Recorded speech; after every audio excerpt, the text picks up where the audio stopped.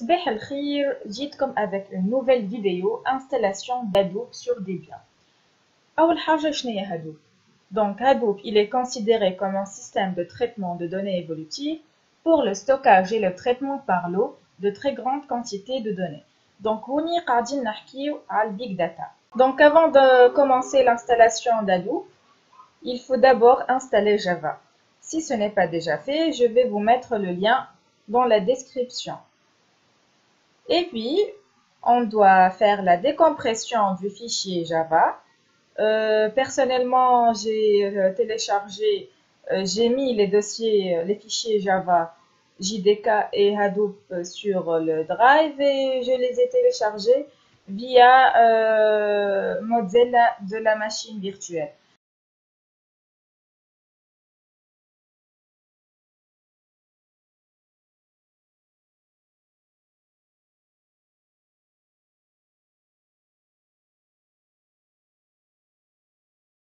Donc, tout d'abord, on doit décompresser le fichier JDK avec tar, ZXVF, le JDK et le nom du fichier, .tar.gz. Donc, comme j'ai dit, cette commande permet d'extraire les fichiers contenus dans l'archive en lisant tous les fichiers extraits.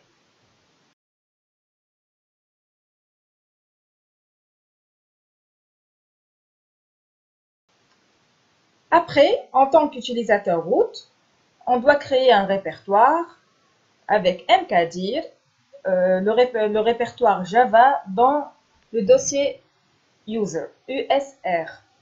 Et puis, placer le fichier déjà extrait dans ce répertoire avec mv, le nom du fichier, user Java.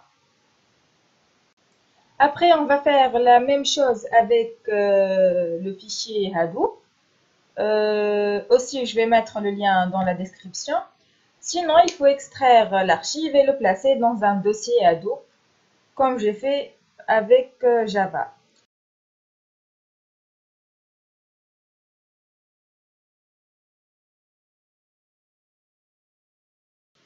Après, on doit préparer l'installation d'Hadoop.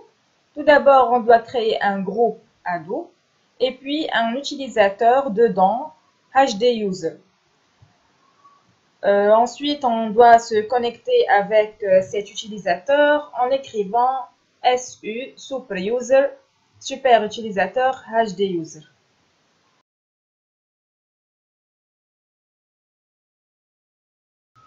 Ensuite, il faut installer le SSH qui est un protocole de communication sécurisé avec la commande apt-get install SSH.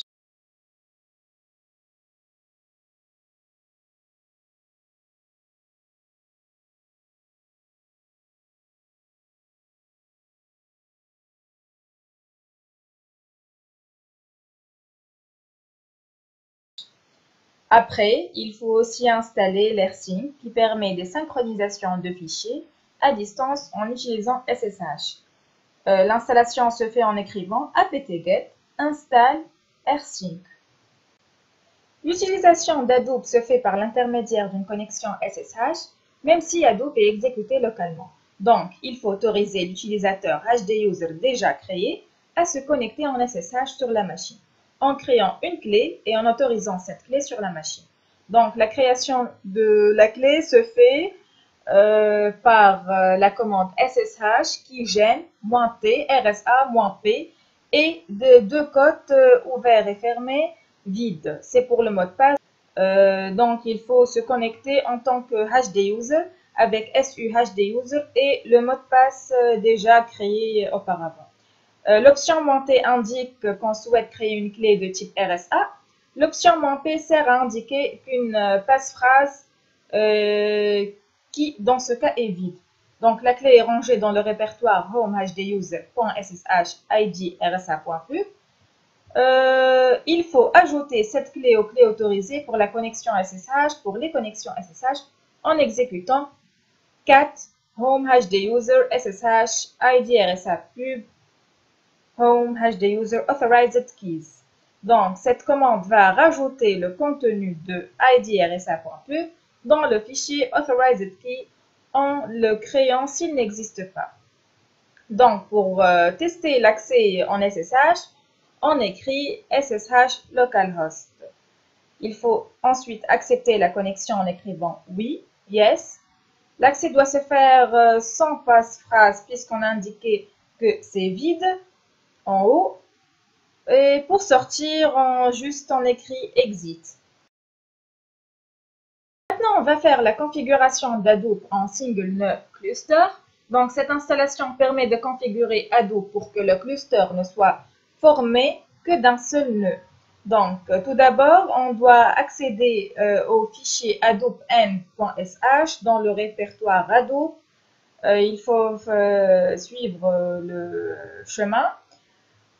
Et on change export Java Home avec user Java et le fichier JDK. Ensuite, on l'exécute avec user Hadoop, le fichier /bin/Hadoop. Donc, l'exécution devrait afficher ce qui suit. Après, la configuration du cluster en mode pseudo-distribué. Donc, il faut rajouter du code dans le fichier CoreSite XML.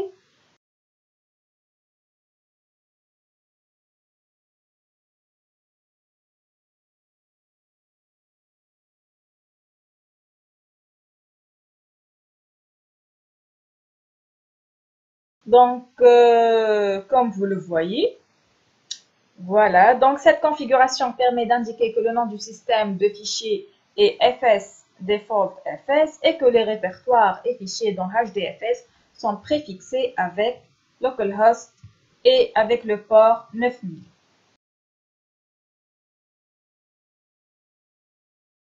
Donc, on édite ensuite le fichier qui se trouve dans HDFS, dans Hadoop, etc., le fichier HDFS site XML.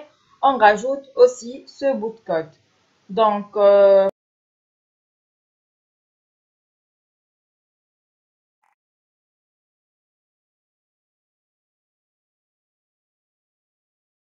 pour changer les droits sur le répertoire d'Hadoop,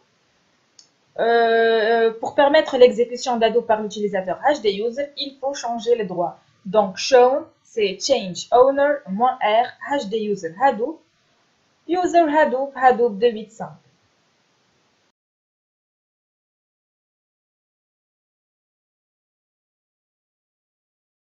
En se connectant en tant que HDUser, on peut formater le système de fichiers HDFS en tapant user Hadoop, Hadoop 285, bin, HDFS namenode, -format. Donc, on peut créer le répertoire qui va contenir les logs lors de l'exécution en écrivant mkdir user Hadoop, Hadoop 285/logs.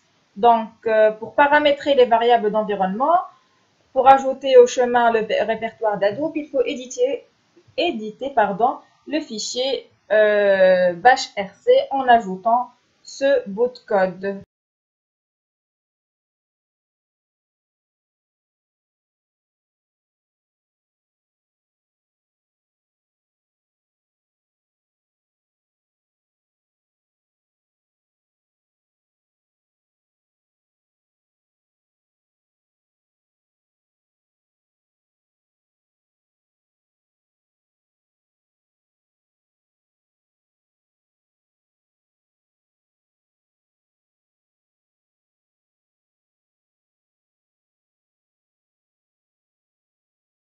Que vous le voyez devant vous.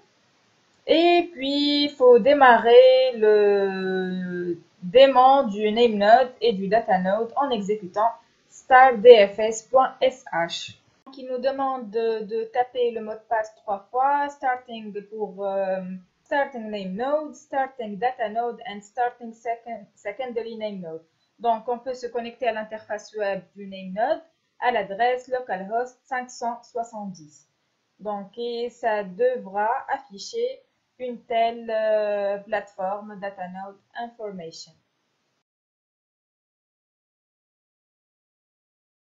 Donc, si elle vous a apparu une connexion échouée, vous devez stopper le DFS avec Stop DFS au lieu de Start DFS, et puis créer un dossier Hadoop Data.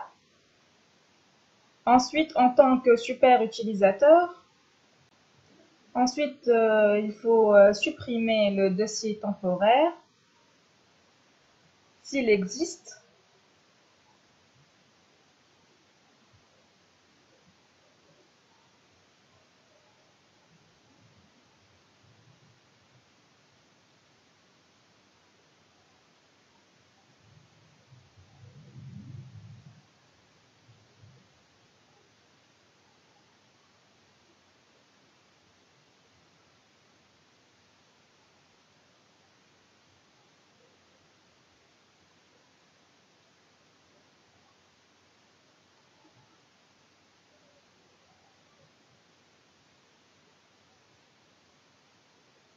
Et accéder au dossier avec gedit et ajouter ce code.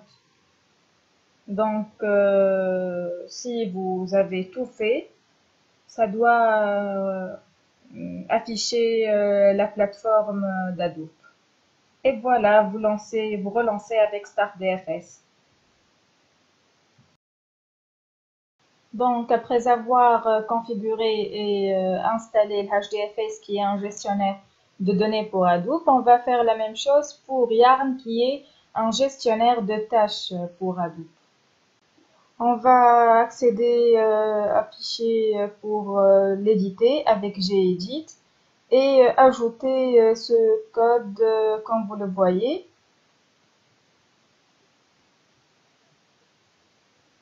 Configuration, property, name and value. Ensuite, exécuter le yarn avec startyarn.sh et ouvrir le navigateur pour voir la plateforme d'Hadoop avec le port 8088. Donc, on a terminé l'installation et la configuration d'Hadoop sur Debian.